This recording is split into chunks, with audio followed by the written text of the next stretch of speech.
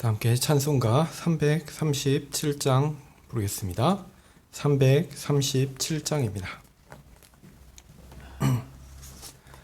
인내하신 구세주여 내 말 들으사 죄인 오라 하실 때에 날 부르소서.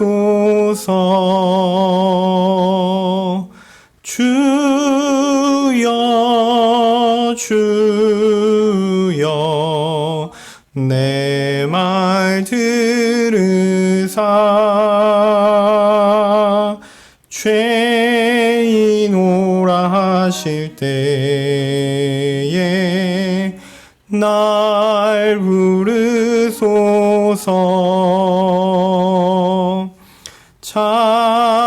자비하신 보좌 앞에 굴어 엎드려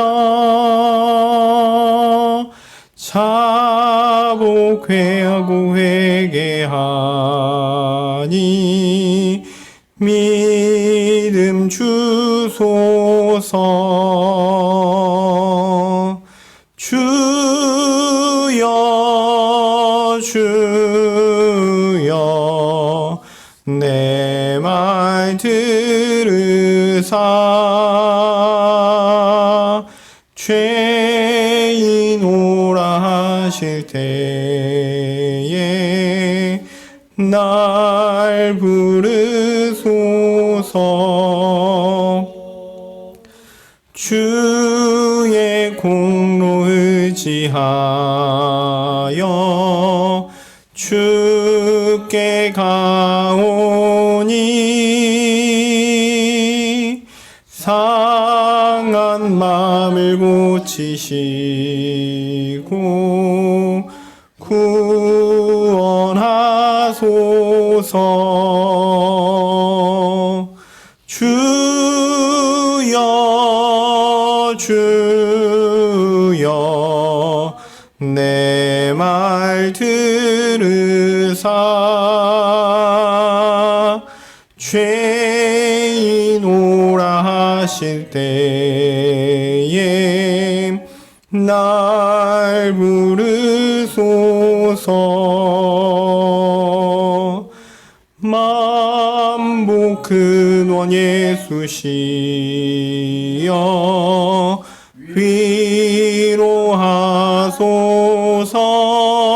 위로하소서. 우리 주와 같으시니 어디 있을까. 주여 주여 내 말 들으사 죄인 오라 하실 때에 날 부르소서.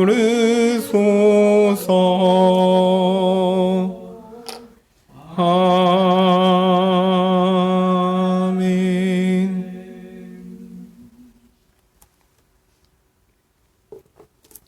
267장 찬양하겠습니다. 267장입니다.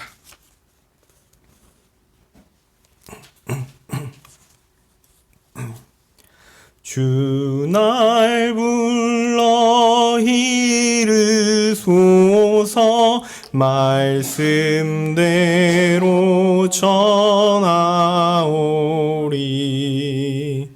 나 주님의 뜻을 따라 길 잃은 양 찾으리다. 주 날 인도하옵소서.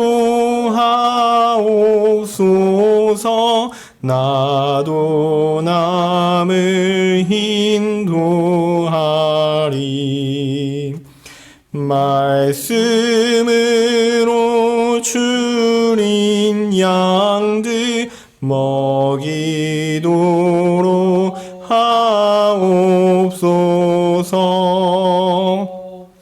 저 든든한 반석 위에 날 세우사 힘 주소서.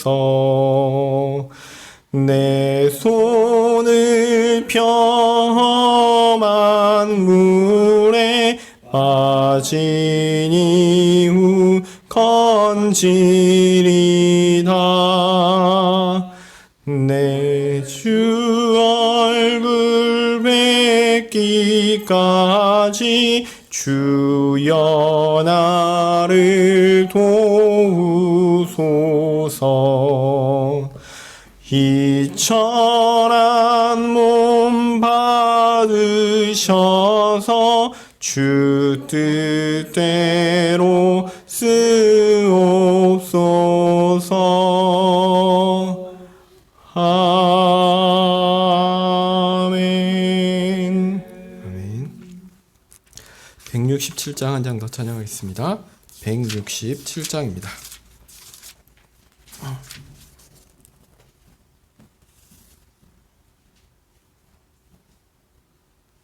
주 예수의 강림이 가까우니 저 천국을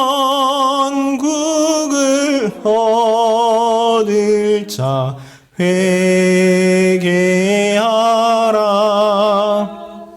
주 성령도 너희를 부르시고 무천사도 나와서 영접하네. 주의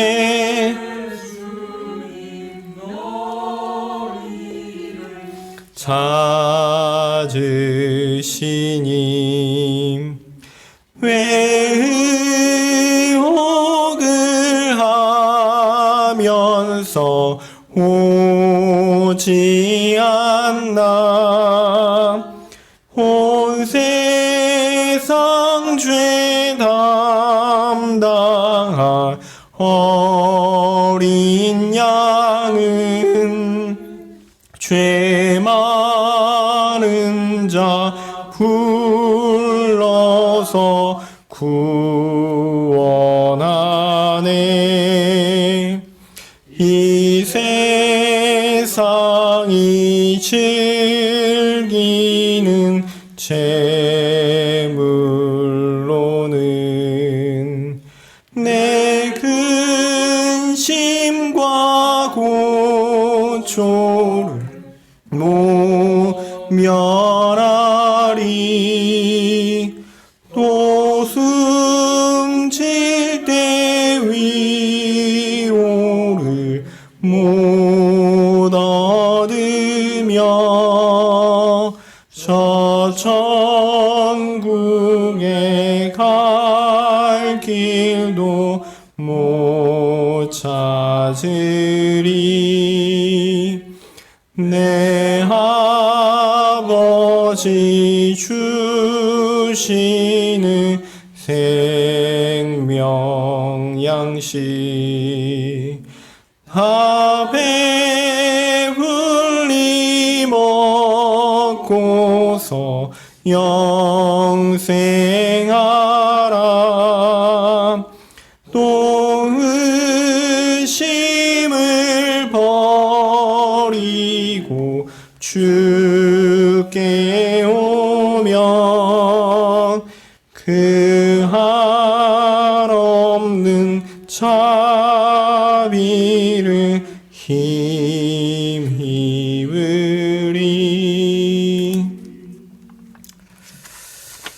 네, 사도신경으로 우리의 신앙을 고백하겠습니다. 전능하사 천지를 만드신 하나님 아버지를 내가 믿사오며 그 외아들 우리 주 예수 그리스도를 믿사오니 이는 성령으로 잉태하사 동정녀 마리아에게 나시고 본디오 빌라도에게 고난을 받으사 십자가에 못 박혀 죽으시고 장사한 지 사흘 만에 죽은 자 가운데서 다시 살아나시며 하늘에 오르사 전능하신 하나님 우편에 앉아 계시다가 저리로서 산자와 죽은 자를 심판하러 오시리라. 성령을 믿사오며 거룩한 공회와 성도가 서로 교통하는 것과 죄를 사하여 주시는 것과 몸이 다시 사는 것과 영원히 사는 것을 믿사옵나이다. 아멘. 하나님, 주께서 우리에게 은혜를 베푸사 주의 거룩한 구원이 무엇인지 알게 하시고 우리의 힘으로 할 수 없으니 하나님만을 의지하여 주께 주의 은혜를 구하며 이 자리에 나와 엎드리게 하시니 감사합니다. 하나님, 하나님께서 주시는 크신 구원의 은혜를 우리로 더 깊이 알 수 있게 도와주십시오. 주의 구원의 빛이 우리에게 더욱 비칠 때에 우리의 죄악이 더 드러나고 그래서 우리의 마음은 그 죄로 인하여 고통하며 아파하고 그 고통 가운데 하나님께 울부짖습니다. 그러나 그러한 우리의 모습이 우리를 좌절하게 만드는 것이 아니라 그러함에도 불구하고 아니 그 모든 것들을 다 그리스도의 은혜로 또 그리스도의 속죄 사역으로 다 해결하여 주심을 우리로 알게 하여 주시니 주님 감사합니다. 그 모든 것들로 하나님께 회개하며 하나님께 엎드리며 더욱더 하나님께 나아가는 그런 우리가 되게 하여 주시옵소서. 하나님, 항상 우리의 모습을 볼 때 항상 두려워하는 마음으로 하나님 앞에 그런 엎드리는 마음으로 회개할 수 있게 도와주시고 주의 자비를 더욱 붙들므로 하나님 앞에 더 나아갈 수 있도록 주님 함께해 주십시오. 주의 말씀을 듣고자 합니다. 주의 말씀을 배우고자 합니다. 주님, 우리에게 들려주십시오.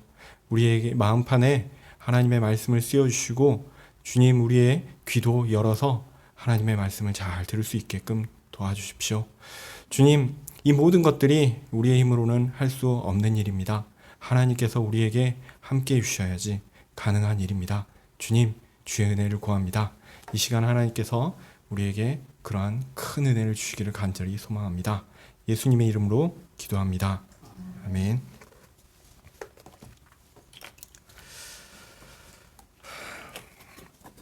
오늘 말씀은 스가랴 9장입니다. 스가랴 9장입니다. 구약 성경 1320페이지 있습니다. 스가랴 9장입니다.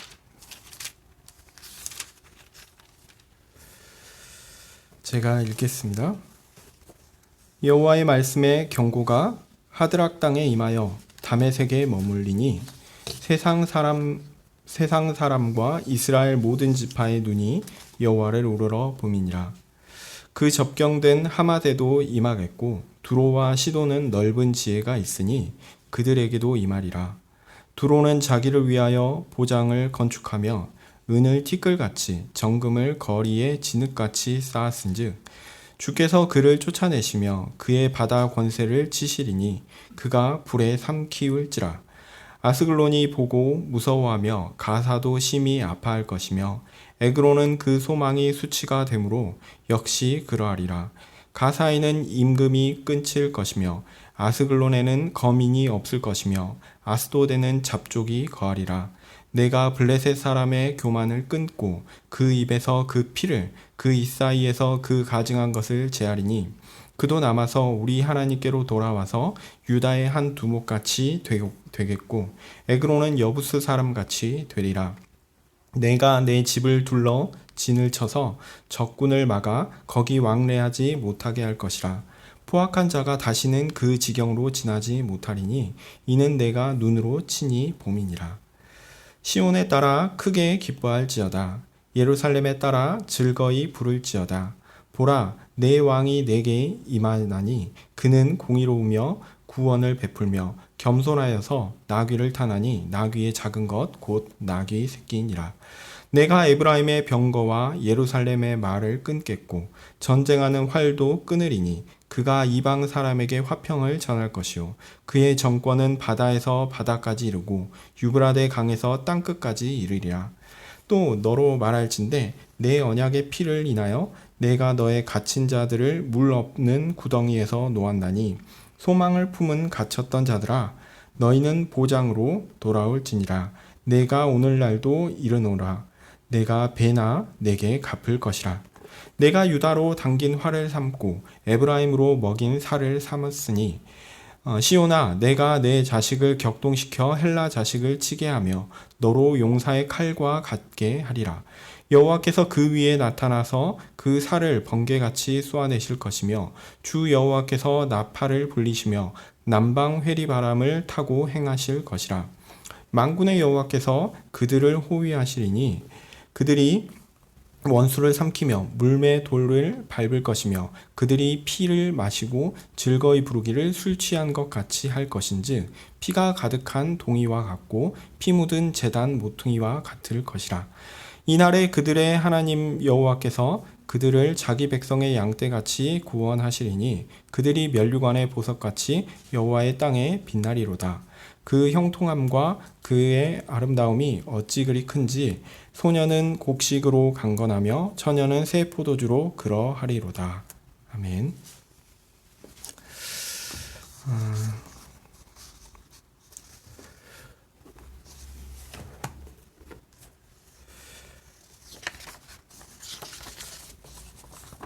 우린 지금까지 스가랴 선지자의 예언을 처음부터 쭉 읽어오고 있습니다.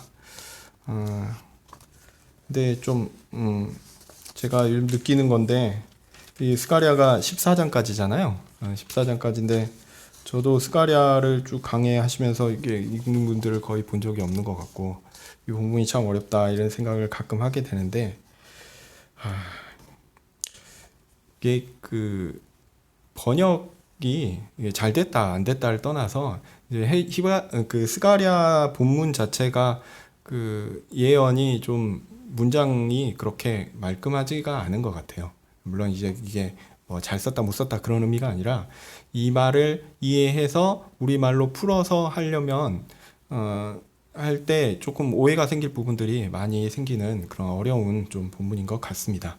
그래서 사실은 이 우리말 해석을 가지고 이 본문을 쭉 살펴보면 조금 뭐랄까 약간 좀 제가 볼 때는 약간 좀 다른 방향의 해석의 방향이 생기기도 하는 것 같아요.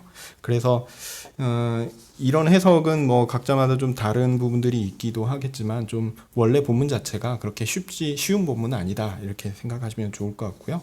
그리고 이 본문 자체의 해석은 항상 그 본문의 해석은 본문이 지향하는 바가 무엇인가에 대한 그 관점하고도 관계가 있습니다. 그렇기 때문에 각각의 그 디테일한 부분들에 있어서는 이제 큰 흐름에 맞춰 가지고 해석하는 경향이 있거든요. 그런 부분에서 조금 이 부분은 여러분들이 다른 혹시 이렇게 해석 본문들 그 다른 언어라든지 아니면 다른 성경이라든지 보실 수 있으면 함께 보시는 것도 좋지 않겠나 생각이 듭니다. 그리고 무엇보다 제가 설명하는 것들 잘 들으시고 또 이렇게 도움이 되셨으면 좋겠습니다. 네. 우리가 스가랴 선지자의 예언을 처음부터 쭉 읽어오고 있는데요. 바벨론에 의해 멸망당했던 남유다의 백성들 중에 포로로 잡혀가는 사람들이 있었죠. 그리고 70년이 지난 후에 하나님께서 다시 그들로 예루살렘에 귀환하도록 허락하셨습니다. 그렇게 귀환한 사람들은 하나님께 예배를 드리기 위해 성전을 건축하기로 했습니다. 이제 하나님께서 자기 백성을 회복하시는 일, 구원하시는 일이 시작되었다라고 믿었기 때문이죠. 그렇게 구원이 시작되었습니다. 그런데 그들이 경험한 현실은 그렇게 순탄하지 않았습니다. 하나님의 회복을 믿고 시작한 성전 재건은 온갖 방해에 부딪혔습니다. 무려 16년 동안이나 중단되었죠. 그들의 마음에 이제 의심이 생겼을 것입니다.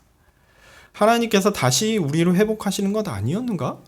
혹시 그냥 우리가 돌아온 것도 우연이었나? 이런 식의 의문이 생겼을 거라는 거죠. 그때 이 스가랴 선지자의 예언이 있었던 겁니다.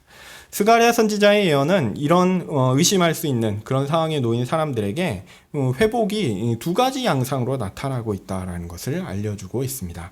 첫 번째는 하나님께서 큰 역사 가운데 회복을 계획하시고 시작하셨다는 거죠. 그 일은 그리스도로 말미암아 완성될 하나님 나라의 완성입니다. 이제 그리스도께서 오실 것이고 그 오신 그리스도를 통해서 모든 일이 완성될 거다라는 거죠. 그런 의미에서 큰 회복의 역사는 이미 시작되었습니다. 그 다음에 두 번째, 하나님께서 현재의 백성에게 작은 회복의 경험을 하게 하신다는 점입니다.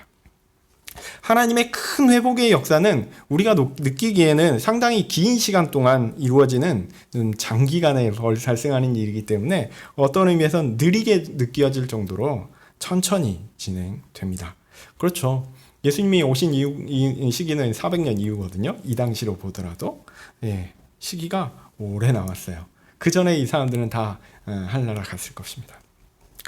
자, 그래서 우리가 하나님께서 그렇게 우리를 회복하시는 것, 하나님께서 우리를 구원하시는 것, 이것이 무슨 의미인지 실제로 잘 모릅니다. 그럴 수 있어요. 그래서 하나님께서 이루시는 그 회복이 무엇인지를 알려주기를 원하셨던 것 같습니다. 그래서 구원이라는 큰 메시아가 완성하는 큰 그림 안에서 그 그림 안에 약간의 굴곡을 집어 넣으셨어요. 그래서 성전 재건 작업에 방해도 있었고요. 그래서 몇 년이나 멈췄죠? 무려 16년이나 멈춘 것입니다. 그러나 그런 굴곡은 하나님께서 자기 백성을 회복하시는 역사를 중단하는 것을 의미하는 것이 아니었습니다. 오히려 회복 역사의 역동적 의미를 우리가 현실의 삶 가운데 경험하고 배울 수 있도록 하나님이 그렇게 가르쳐 주시는 교육적 의미를 담고 있었다라고 보는 것이 좋겠습니다. 사실 우리 입장에서는 그냥 굴곡 없이 그리고 빨리 모든 일들이 다 해결돼가지고 그렇게 됐으면 좋겠죠. 그런데 막상 그렇지 않습니다. 하나님께서 그냥 굴곡 없이 어려움 안 주시고 평탄하게 모든 일을 해주셨으면 좋겠는데 하나님은 자꾸 우리에게 경계하고 주의하여서 모든 일에 하나님께 매달릴 것을 원하십니다. 사실 우리가 아직 죄인이라서 그런 상황이 있어야지 하나님께 나아가기 때문이기도 합니다. 모든 일이 다 잘 되면 우리는 자연스럽게 하나님께 감사하는 것이 아니라 하나님을 떠나요. 그냥 이게 평안하니까 뭐 하나님 감사합니다 하고 편하게 자기 마음대로 살아갑니다. 그런데 하나님께서 이게 덜컹덜컹하는 굴곡을 주시면 하나님께 가야지. 위기니까 기도해야 되는구나. 이런 마음을 우리 가운데 주신다라는 거죠. 어쨌든 뭐 우리가 죄인이라서 그런 겁니다. 하여튼 하나님은 이렇게 큰 구원의 그림과 그 안에 있는 작은 구원의 그림으로 이루어진 회복의 역사를 다 계획하시고 그 가운데 이루십니다. 스가랴의 예언이 사실은 그런 내용이다라고 생각하시면 됩니다. 자, 그리고 이제 스가랴 예언에 보면 이제 큰 특징이 있는데요. 그래서 이 큰 특징을 제가 뭐라고 표현했냐면 전환의 시대다 이렇게 표현했습니다. 이 전환의 시대는요, 하나님 백성의 회복과 또 한쪽으로는 이방 나라들의 심판, 요 두 가지로 이루어집니다.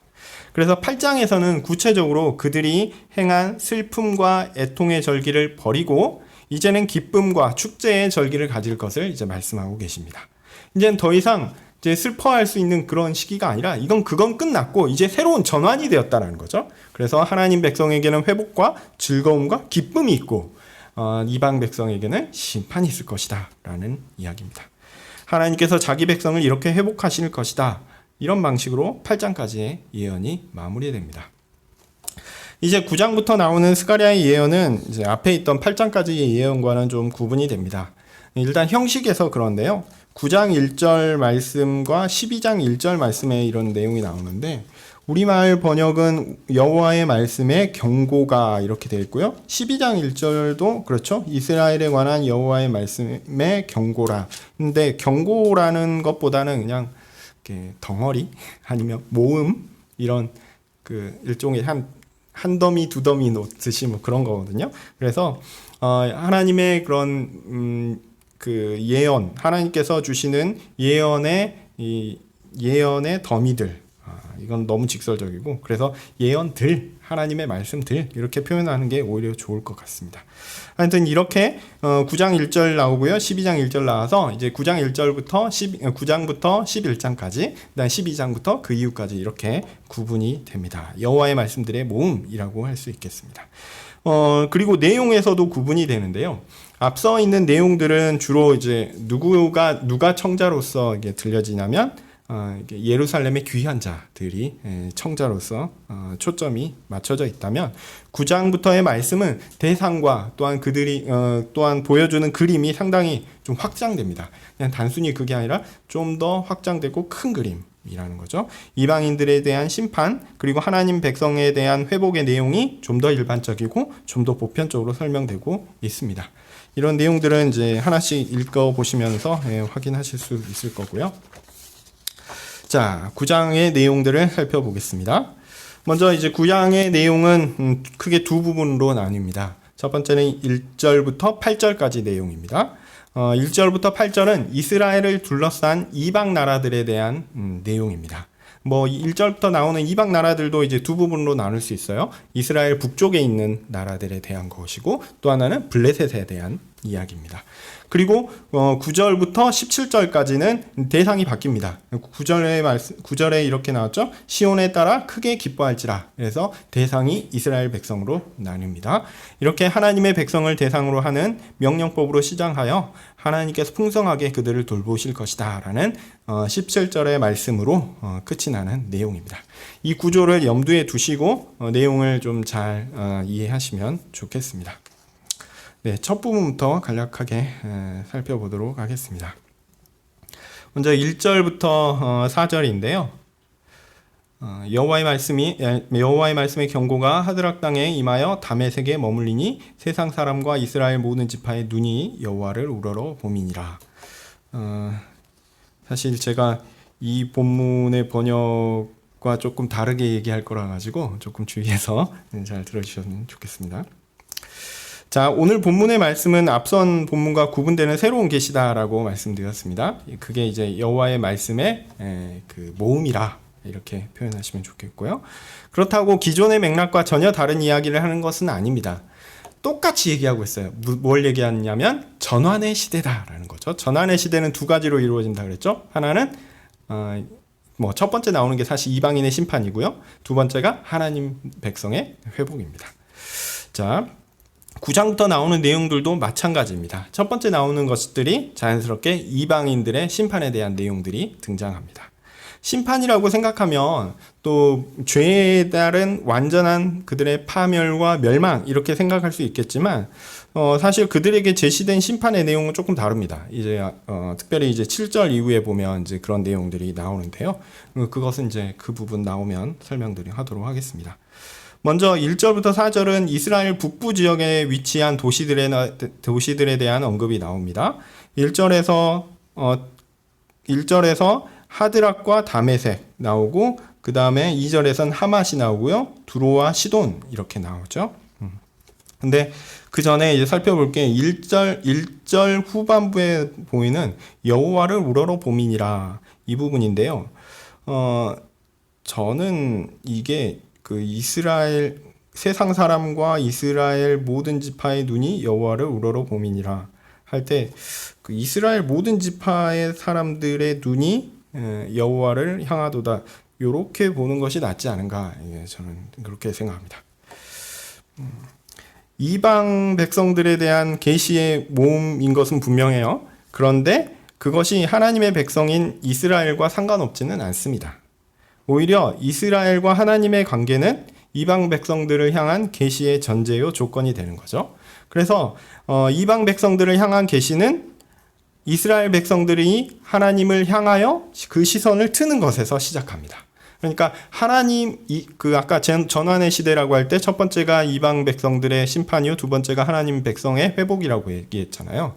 그럴 때 이 이방 백성들의 심판은 항상 하나님의 백성의 시선이 하나님의 백성의 시선이 하나님께 향하는 하나님께 돌이키는 그것과 함께 시작된다라는 거죠. 저는 그런 부분에서 이게 세상 사람들보다는 그냥 이스라엘 모든 사람들의 눈이 여호와를 향한다 이렇게 이해하는 것이 적절하지 않은가 이렇게 봅니다.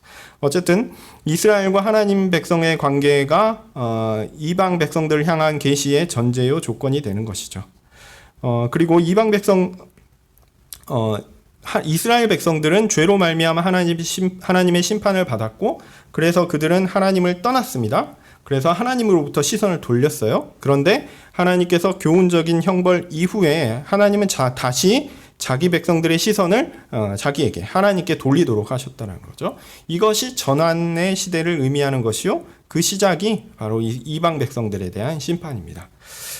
그리고 이어서 하나님의 백성들의 회복의 구체적인 모습이 나옵니다. 그런 면에서 이 스가랴의 전형적인 패턴에 따라서 이 부분은 하나님 백성의 시선으로 보는 것이 맞을 것 같고요. 이후에 이따 말씀드리겠지만 8절의 끝에 보면 내가 눈으로 친히 봄이니라, 이 부분하고도 매칭되거든요. 이 부분은 좀 이따 말씀드리도록 하겠습니다. 네, 1절에 언급되는 하드락과 다메섹은 이스라엘 북부에 위치한 도시로 생각됩니다. 다메섹은 워낙 그 바울의 회심과 관련해서 유명한 도시라서 이렇게 잘 들어보셨을 건데요. 하드락은 사실 어딘지 잘 모릅니다. 모릅니다. 성경에 안 나오거든요. 더 이상. 하여튼 하나님께서 이스라엘에게 주신 땅에 북쪽에 접한 주요한 도시였던 것으로 생각됩니다. 나중에 다른 이방 도시들도 언급되는데 이제 그 지방이니까 아마 그렇게 생각하는 게 적절할 것 같고요. 그래서 하드락과 다메섹에 두신 하나님 말씀의 모음이라는 제목은 하드락과 다메섹을 대표로 하는 이방 백성들을 향한 하나님의 뜻이다라는 것을 우리는 알 수 있습니다. 이렇게 생각하는 것이 옳을 것 같아요. 안 그러면 이제 하드락과 다메섹에게만 하나님의 말씀이 있고 뒤에 보면은 이제 두로와 시돈에 대해서는 하나님의 말씀 없느냐, 그렇지는 않거든요. 그러니까 하드락과 다메섹으로 대표되는 이방 모든 백성을 향한 하나님의 계시가 요 내용이다라는 얘기입니다. 2절에 등장하는 하맛도 이스라엘 북부에 위치한 도시입니다. 그리고 또한 우리가 잘 아는, 많이 들어봤던 두로와 시돈이 여기서 등장하죠. 두로와 시돈은 지중해에 연한 유명한 도시입니다. 무역으로 인해서 매우 큰 부를 쌓았던 도시죠. 두 도시의 대표로 두로가 언급되고 있는데요. 두로에 대한 표현은 어떻게 되냐면 2절에 보면 두로와 시돈은 넓은 지혜가 있으니 이렇게 표현되고 있죠. 두로는 매우 지혜로운 도시입니다. 많은 부를 쌓았죠. 그리고 3절의 표현처럼 그들은 그 부를 자신들의 안전과 보호를 위해 요새를 건축하는 데 사용했습니다. 우리말로는 보장을 건축했다라고 얘기하는데 보장은 잘 모르겠고 요새 이런 표현이 더 적절할까, 더 우리가 이해하기 좀 쉬울 것 같습니다. 그리고 그 전략은 성공하는 것 같았어요. 그들의 부는 더 커져갔어요. 얼마나 커져갔냐면요, 은은 먼지와 같이 쌓였고 금은 거리에 진흙과 같이 많았다라고 얘기합니다. 이들은 정말 상업적 능력이 뛰어났던 것 같습니다. 그런 면에서 더 지혜로웠고 또 이것들을 자신들의 어떤 군사적인 방어를 위해서 사용해서 안전과 보호를 의미했습니다. 그들을 건드릴 세력은 없는 것처럼 보였습니다.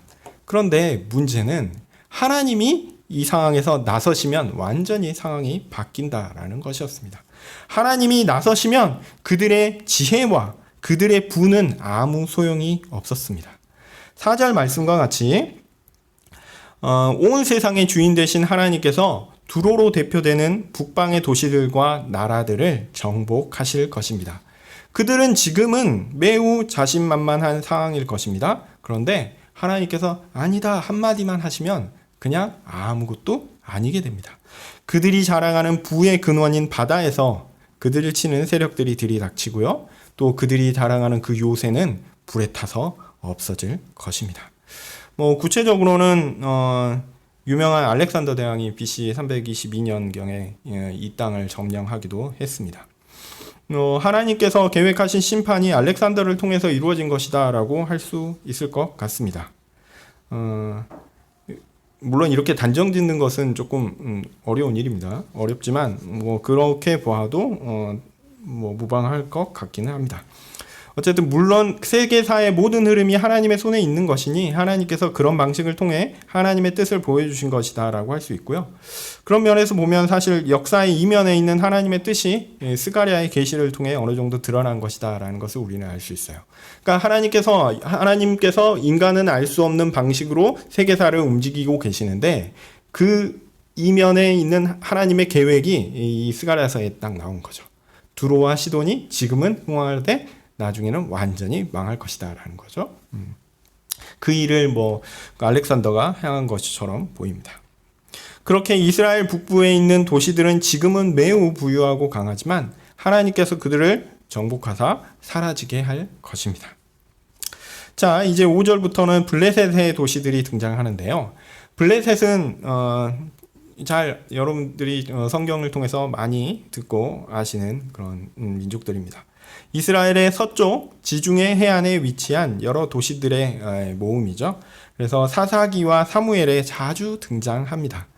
하나님께서 이스라엘 백성에게 주신 땅에 속한 지역이지만 그들의 강력한 군사력으로 인해서 결국 완전히 정복하지는 못했습니다. 다윗 시대에 분명히 그들을 정복하고 복속시키기는 했지만 완전하게 그곳이 이스라엘의 지배력 안에 있었던 것은 아닌 것 같습니다. 그리고 그 흔적이 바벨론에서 귀환한 이후에도, 그러니까 상당 기간이 지난 이후에도 여전히 남아 있었습니다. 그래서 아스글론과 가사와 에그론, 바로 이 도시들이 바벨론의 도시들이죠. 그런데 그 도시들이 어떤 일을 당하게 되냐면요, 그들은 두려움을 느끼게 될 것이고 고통을 느끼게 될 것이고 수치를 느끼게 될 것입니다. 성경에 나오기를 가사에는 왕이 없고요, 아스글론에는 더 이상 거주민이 없을 것입니다. 그리고 아스도드는 원거주민이 아닌 다른 잡족들이 살게 될 것입니다. 하나님께서 교만한 블레셋을 꺾고 그들을 역사 가운데 사라지게 만들 것이다 라고 말씀하신 것이죠. 그렇죠. 왕이 없어지고 주민이 없고 그 다음에 그곳에는 원주민이 아닌 다른 곳에 있는 사람들이 와서 정착한다면 그 나라는 완전히 없어지는 것이죠. 7절에는 그들을 심판하시는 하나님의 일하심에 대한 묘사가 나옵니다. 그 피가 그 입에서 나올 것이다 라고 얘기하고요. 그리고 그 가증한 것을 그의 입 사이에서 꺼낼 것이다 라고 합니다. 그들 안에 있는 더러운 피, 하나님을 대적하고 하나님의 백성을 향하여 행한 온갖 악한 성향, 그것을 몸에 흐르는 피라고 표현할 수 있을 것 같습니다. 그것이 그들의 입에서 쏟아져 나올 것입니다. 몸에 흐르는 더러운 피를 입에서 쏟아내는 것이죠. 그리고 그들의 욕심을 나타내는 이 사이에 낀 것들, 좀 지저분합니다, 사실. 그러니까 그 들짐승들이 이제 먹이를 잡아먹고 그 피가 뚝뚝 흐르면서 입 사이에 있는 고기가 남은 것들, 이런 게 생각하시면 되겠죠. 다른 민족, 특별히 하나님의 백성인 이스라엘을 물어뜯던 저 탐욕스러운 원수들, 그들의 일을 가리키는 것입니다. 더럽고 탐욕스러운 육식동물의 주둥이와 같아 보입니다. 그런데 하나님은 그들의 더러운 이가 더 이상 그런 가증한 일을 못하도록 하신다는 거죠. 그리고 그들의 탐욕과 더러운 욕망들을 그들 입에서 없애시고 더 이상 그런 짓을 못하도록 하신다라는 겁니다. 그래서 5절 후반과 6절의 결과가 바로 그들을 향한 하나님의 계획의 실현이 됩니다. 그들의 악행을 다 갚고 없애는 심판이다라는 거죠. 그런데 재밌는 것은 그냥 이걸로 끝나면 하나님께서 이방 민족들을 싹 그냥 심판하시나 보다, 다 없애버리시나 보다, 이렇게 할 수 있는데요. 7절 후반부에 아주 재밌는 기록이 있습니다. 블레셋을 향한 심판이 단순히 그들을 없애버리는 것이 아니다라는 흥미로운 지술이 나옵니다. 또한 그가 우리 하나님을 위하여 남을 것이다. 그리고 그는 유다 가운데 한 족장처럼 될 것이다. 블레셋을 향한 심판은 완전히 그들을 없애는 것을 목적하지 않았습니다. 하나님은 그들에게 하나님의 백성이 되는 길을 남겨두셨던 거죠. 놀라운 일입니다. 앞서 스가랴 2장의 측량줄 환상에 보시면요, 비슷한 얘기가 있어요. 그날에 11절입니다. 그날에 많은 나라가 여호와께 속하여 내 백성이 될 것이요 나는 내 가운데 머물리라. 하나님께서 이스라엘 민족 가운데, 하나님의 백성 가운데 머무시는데 그 하나님의 백성 가운데 누가 온다라는 거죠? 이방 나라들 가운데 온다라는 거죠. 이 블레셋이 여기에 해당된다라고 말하는 것입니다. 이렇게 약속하신 스가랴 2장의 측량줄 환상을 실현하시는 일이 바로 여기서 말씀되고 있다라는 거죠. 그러므로 블레셋을 향한 심판에는 이방 백성들을 향한 심판의 의미에 더하여 그들 가운데 하나님께서 두신 하나님의 백성을 부르시는 의미도 함께 있다라는 것을 우리는 이 본문을 통해 알 수 있습니다. 그러므로 그들의 더러운 피를 쏟아내게 하고 그들의 이 사이에 끼인 가증한 것을 꺼내는 것은 그들의 죄악을 쏟아내는 것과 동시에 그들을 정결하게 하는 것과 관련되어 있다라고 할 수 있습니다. 그러니까 그들 안에 있는 온갖 더러운 것들이 밖으로 쏟아내지면서 그들 안은 오히려 깨끗하게 되는 거죠. 뭐 이중적인 의미를 가지고 있다라고 할 수 있겠습니다. 하나님은 그들 가운데 자기 백성을 부르사 하나님의 백성으로 마치 유다 지파와 같이 되게 할 것이다 라고 이야기하고 있어요. 그리고 여부스 족속과 같이 되겠다라고 얘기하고 있어요. 근데 여부스 족속은 어떤 사람들인지 혹시 기억하십니까?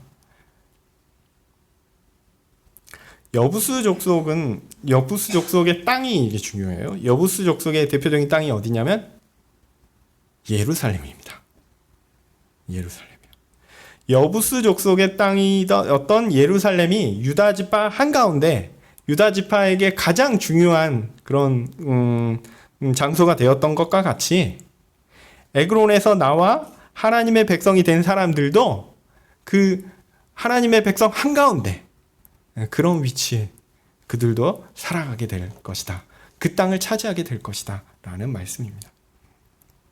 그러니까 하나님께서 그냥 이방 백성들을 모으시되 그래 너희들은 그 1등급 그리스도인이 아니라 2등급 그리스도인이야. 그러면서 주변에 있어. 이런 식으로 하지 않으신다는 거예요. 이방에 있는 백성들을 모으시되 유다 족속의 한 지파처럼 그러니까 하나님 백성 중에 가장 중요한 그 지파의 족장처럼 진짜 하나님의 백성처럼 딱 가운데 놓으시고 예루살렘 이스라엘 가운데 하나님의 왕이 다스리는 그 예루살렘처럼 그 중요한 곳에 있는 그 사람들처럼 그렇게 그들도 그 중요한 땅을 차지하면서 그곳에서 진짜 하나님의 백성으로서 살아갈 수 있을 것이다 라는 얘기죠. 사실은 이러한 이야기가 우리하고 직접 관계되기 때문에 하나님이 이방인들을 자기 백성으로 부르시는 일에 영광스러움이 거기에 있습니다. 어떤 의미에서는 예수님 오신 이후에 유대인들이 이런 부분에서 탈락하고 이방인들이 이곳에 오면서 오히려 더 핵심이 하나님 나라의 핵심이 되면서 이런 말씀이 증명된 거 아닌가 이런 생각을 하기도 합니다. 네, 하나님은 그렇게 자신의 집을 위하여 진을 치실 것입니다.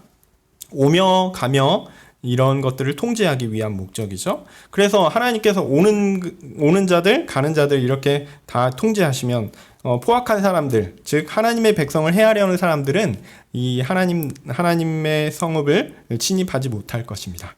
참으로 하나님께서 자신의 눈으로 이들을 지켜보실 것이기 때문입니다.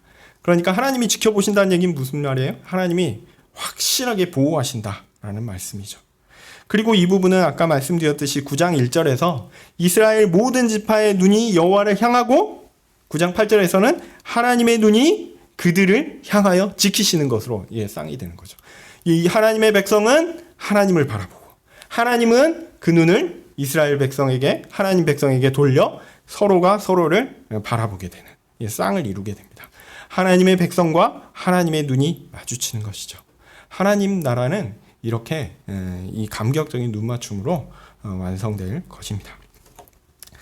이어서 이제 9절부터 말씀을 보도록 하겠습니다. 이렇게 이방 나라들을 향한 하나님의 심판과 하나님 나라의 확장에 대한 예언 이후에 이제 대상이 좀 변경됩니다. 바로 하나님의 백성들을 향한 말씀입니다. 9절 말씀에 크게 기뻐하라 시온에 따라 이렇게 부르고 있습니다. 지금까지 이스라엘은 하나님의 회복을 경험하지만 그 회복은 완성되지 못했습니다. 나라가 완성되려면 그 나라를 다스릴 정권이 완성되어야 하겠죠. 하나님은 이제 그 회복의 결과요, 그 정권을 완성하실 왕을 보내기로 하셨습니다. 그 왕에 대한 얘기가 이제 나옵니다. 근데 그 왕의 특징은 뭐냐면 의와 구원입니다. 우리말을 아주 친절하게 잘 풀어서 설명해 주셨어요. 그는 공의로우며 구원을 베풀며 겸손한 왕이다라고 이야기하고 있습니다. 자, 더 이상 하나님을 떠난 죄와 상관없는 참된 의를 가지고 있는 의로우신 그 하나님이시고 의로우신 분으로서 하나님 나라를 다스릴 것입니다. 또한 죄에 빠졌던 자기 백성의 죄를 용서하시며 구원하시는 일을 하십니다. 그가 하시는 일이 바로 의로운 하나님 나라를 세우고 자기 백성들의 죄를 용서하시는 구원을 베푸시는 일이라는 거죠. 그러니까 그리스도께서 오셔서 우리 가운데 행하시는 일들을 이렇게 두 마디로 요약하고 있는 것입니다. 그런데 이 왕은 세상 겸손한 왕이다라고 이야기하고 있습니다. 이 왕은 세상의 왕과 달리 겸손합니다. 자신을 낮추사 구원을 이루시며 의를 세우시는 분입니다. 그것을 나타내는 것이 어떤 식으로 나타내냐면 새끼 나귀를 타고 오는 것으로 나타납니다. 이 장면은 예수님께서 십자가에 못 박히시던 그 시기에 예루살렘에 입성하면서 나귀 새끼를 타신 것으로 이루어졌습니다. 마태복음 21장과 마가복음 11장에 잘 나옵니다. 스가랴 본문은 이렇게 우리의 구세주 예수님을 통해서 성취되었습니다.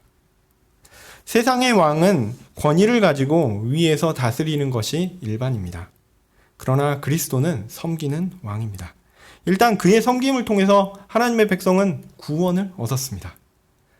예수님께서 우리를 위하여 섬겨주시지 않았다면 우리는 하나님의 백성이 될 수 없는 존재입니다. 우리는 그리스도의 사역을 통해서 구원을 얻게 되었죠. 그리고 그의 겸손하신 왕권으로 하나님의 완전한 의를 만족시키셨습니다. 이 완전한 의는 더 이상 다툼을 허용하지 않는 평화를 가져올 것입니다. 우선은 하나님과의 평화입니다. 하나님께서 더 이상 우리를 죄 때문에 공격하시지 않아요. 하나님은 우리를 보실 때 그리스도를 보시거든요. 온전하신, 완전히 의로우신 그리스도를 보시기 때문에 하나님은 우리와 항상 관계가 좋습니다. 그리고 그것은 하나님 백성들 사이에서도 마찬가지입니다. 죄와 죄가 만날 때 항상 분열과 고통과 아픔이 있습니다. 그런데 우리는 교회 안에서 서로가 의인과 의인이 만나는 것입니다. 물론 현실에서는 약간의 우리가 죄인이기 때문에 그런 어려움들이 있죠. 그러나 본질적으로 우리가 하나님 나라에서도 함께 만날, 함께 갈 가족이거든요. 하나 된 가족이거든요. 이 부분을 꼭 기억하셨으면 좋겠습니다. 우리는 그 사람이 하나님 앞에서 온전한 사람이고 나도 온전한 사람으로서 우리가 함께 간다. 그래서 우리 가운데 항상 평화가 있고 우리 가운데 그 안전함이 있다라는 것들을 기억하시면 좋겠습니다. 자, 이러한 것들을 상징적으로 표현하는 것이 10절입니다. 10절에서 하나님은 에브라임에서 병거를 없애고 예루살렘에서 말을 없앨 것이다 라고 이야기합니다. 전쟁의 활이 사라지고 이방 나라들의 평화가 선포될 것입니다. 더 이상의 전쟁은 없어질 것입니다. 왜요? 그리스도께서 완전한 자기 나라를 세우셔서 그 그리스도의 완전한 통치가 이루어질 것이기 때문입니다. 그래서 우리 본문에는 바다에서 바다까지 이르고 그 다음에 유브라데라는 말은 안 나옵니다. 강에서 땅끝까지 이르리라. 그러니까 이제 유브라데 강을 가리키는 것은 맞을 텐데 어쨌든 그 편만하게 하나님의 나라가 평화가 그리스도의 통치가 이루어질 것이다 라는 것을 알려주고 있습니다. 자, 11절부터는 좀 독특한 구절인데요. 하나님은 물이 없는 구덩이에 갇힌 사람을 언약의 피로 말미암아 구하여 내셨다 이렇게 말씀하고 있습니다. 물이 없는 구덩이는 일종의 감옥이라고 생각하시면 좋겠습니다. 창세기에 요셉을 가두었던 곳이 그런 곳이고요. 또 우리가 근래 이제 살펴봤던 예레미야가 갇혔던 곳도 이런 곳입니다. 죄로 말미암아 죽음에 빠진 것은 그런 감옥과 같은 웅덩이, 누가 도와주지 않으면 도저히 나올 수 없는 그런 웅덩이에 빠진 것입니다. 누군가 안 도와주면 결코 나올 수 없는 그런 절망적 상황에 처한 것이 바로 사람들이었습니다. 하나님은 그런 사람들에게 구원을 약속해 주시고 언약의 피로 이를 보증하셨고 왕이신 그리스도의 죽으심으로 이 상황을 해결하셨습니다. 11절 말씀은 우리가 아직 죄에서 완전히 해방되지 못한 여전히 갇힌 자임을 사실상 고백하고 있어요. 그리고 우리는 하나님의 구원 약속으로 온전한 구원의 소망을 가지는 것이죠. 이제 우리가 해야 하는 것은 나 자신이 만든 요새가 아니라 하나님께서 구원하여 주시겠다라는 그 소망으로 하나님의 품이라는 견고한 요새로 피하여 가는 것입니다. 내게 구원의 소망이 있는 것이 아니요 오직 하나님께 있다라는 것. 그렇기 때문에 우리는 하나님께 피하여 가야 된다는 거죠. 시편 2편에 나오는 내용들하고 일치합니다. 지금은 고난으로 인해 큰 슬픔을 당하지만 우리가 하나님의 구원을 경험하는 그때에는 이 고난보다 2배는 더 큰 구원의 즐거움을 누리게 될 것이다 라고 이야기합니다. 이것이 하나님의 약속입니다. 우리가 지금은 이 땅 가운데 아픔과 고통 가운데 죄로 말미암아 슬픔 가운데 있을지라도 하나님께서 우리를 구원하실 때 그 구원은 이 슬픔보다 엄청나게 큰 것입니다. 자, 이제 14절입니다.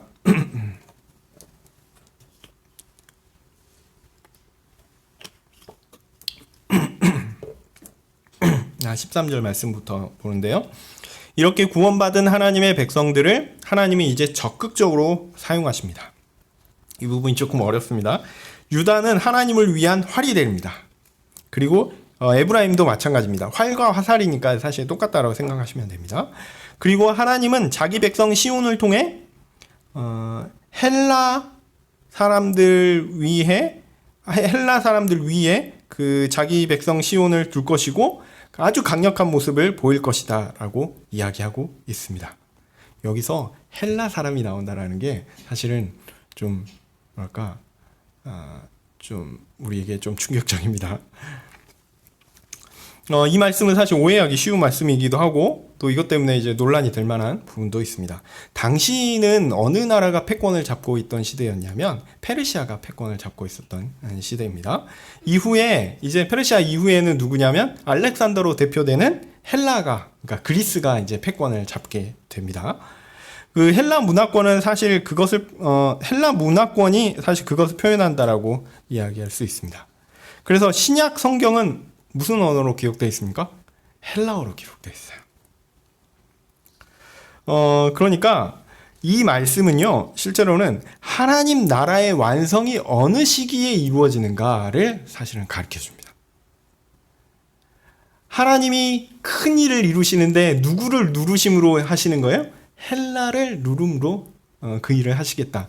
헬라 위에 자기 백성을 두겠다라고 얘기하시는 것은 헬라 시대에 헬라 문화권 헬라어로 모든 언어들이 이루어지는 그 문화권 위의 시기에 메시아께서 오실 것이다라는 것을 알려준다라는 거죠.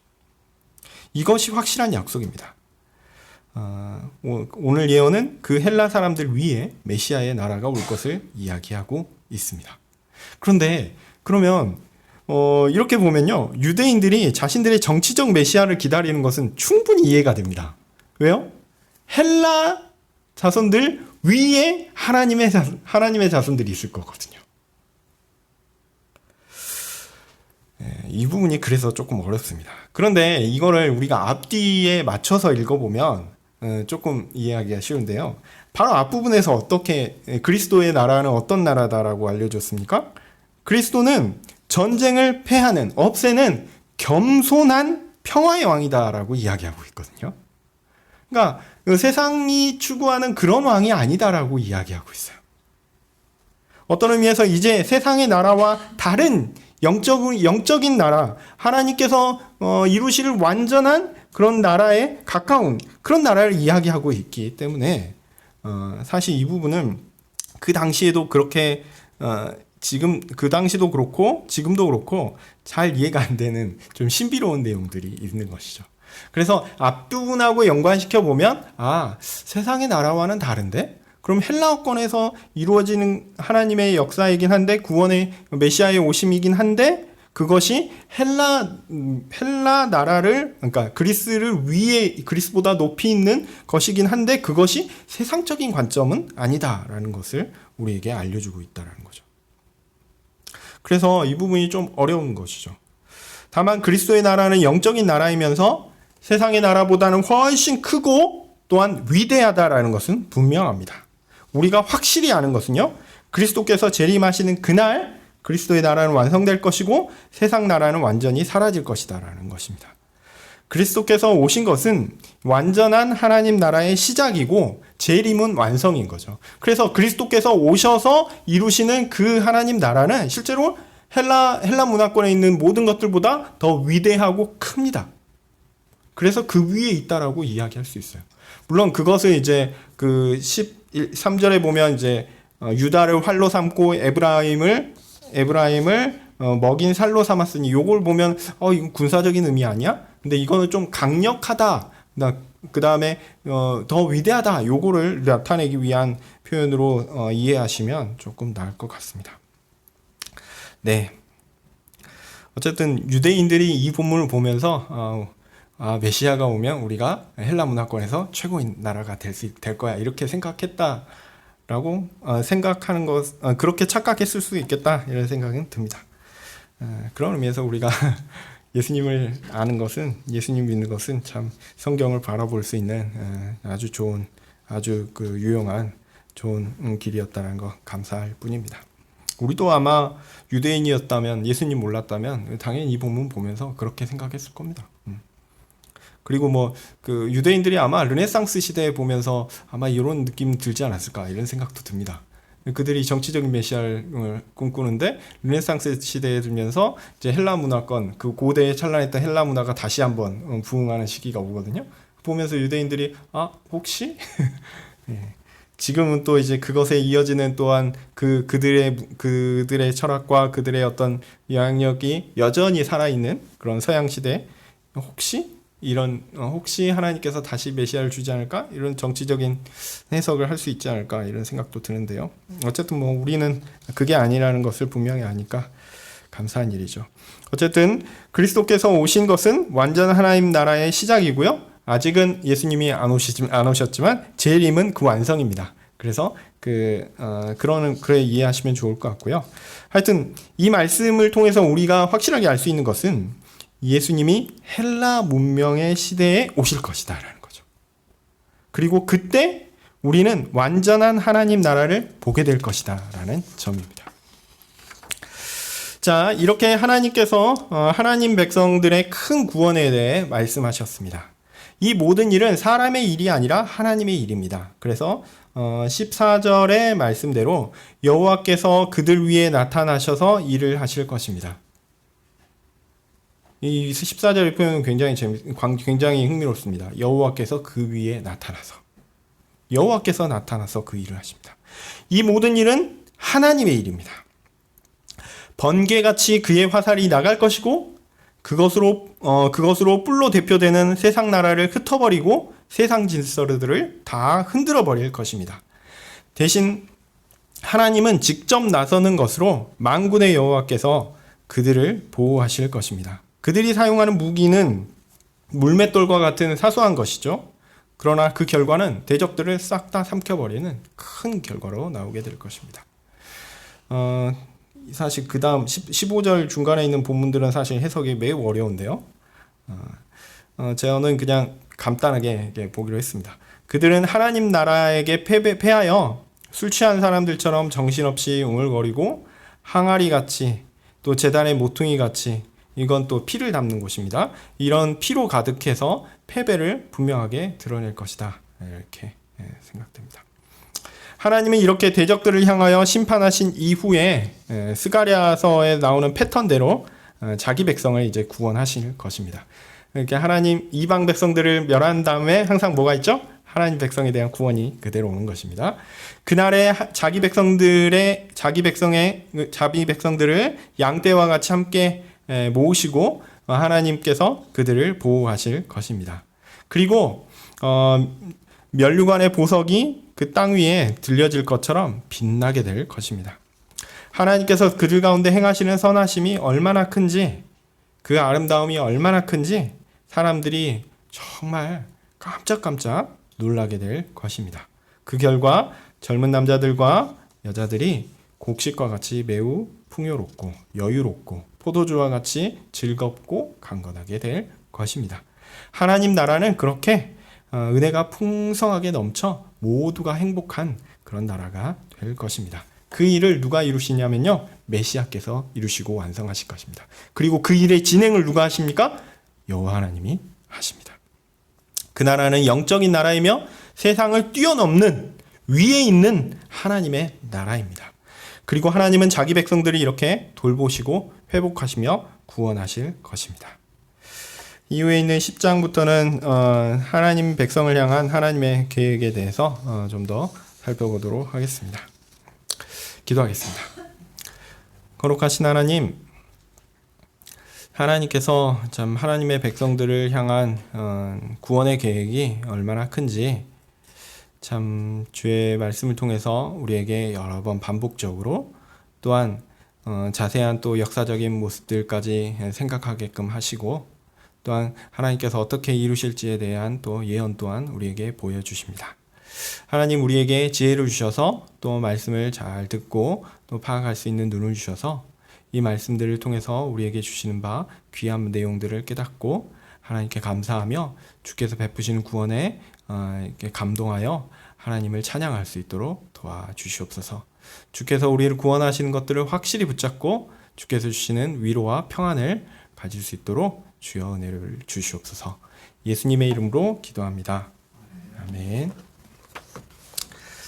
하늘에 계신 우리 아버지여, 이름이 거룩히 여김을 받으시오며 나라의 임하옵시며 뜻이 하늘에서 이룬 것 같이 땅에서도 이루어지이다. 오늘날 우리에게 일용할 양식을 주옵시고 우리가 우리에게 죄 지은 자를 사하여 준 것 같이 우리 죄를 사하여 주옵시고 우리를 시험에 들게 하지 마옵시고 다만 악에서 구하옵소서. 대개 나라와 권세와 영광이 아버지께 영원히 있사옵나이다. 아멘.